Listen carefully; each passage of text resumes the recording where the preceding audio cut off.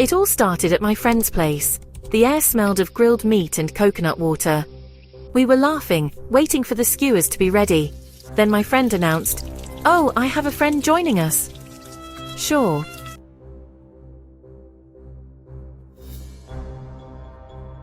"Hello," we said. "Hi," he answered, eyes fixed on the grill.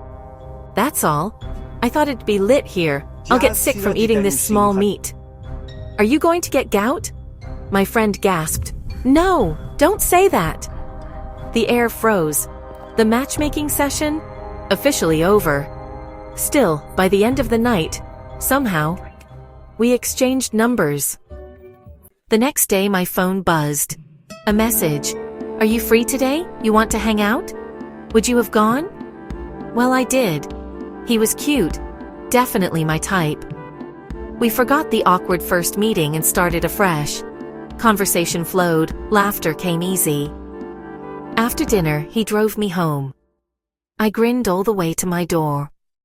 My phone was ancient, what we call a yam. Could barely save names. I asked my dad for a new one. He didn't even look up. "Your sister deserves it. She's in medical school. You're just playing with journalism." I sighed. Then my phone buzzed again. "Patrick. Are you sleeping?" Butterflies. Instantly. Battery dies. SIM swapped. His name gone. Didn't matter. I'd see him again. He's there. We drive to a park where he trains. Patrick, the footballer. When teammates ask who I am, he says, "My girlfriend." That single word melts me. Magic. Pure magic. Another message. "Let's meet up." Turned out to be a double date.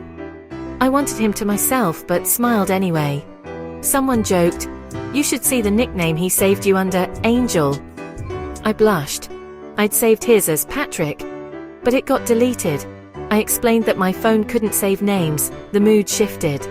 He went quiet. Dinner ended awkwardly. A delivery guy walked up holding a package. Patrick turned to me, smiling. "This is yours now. You have to save my name." Inside, a brand new phone. Tears welled up. He hugged me. "It's okay, I understand." And just like that, all the tension melted away. Graduation came. My father didn't come, but Patrick did, with flowers and open arms. "Congratulations, my love." In that moment, everything felt right. Finding a job wasn't easy. Still, I held on. Journalism was my dream. Then came an internship. Sports newspaper. Patrick offered an interview with his team.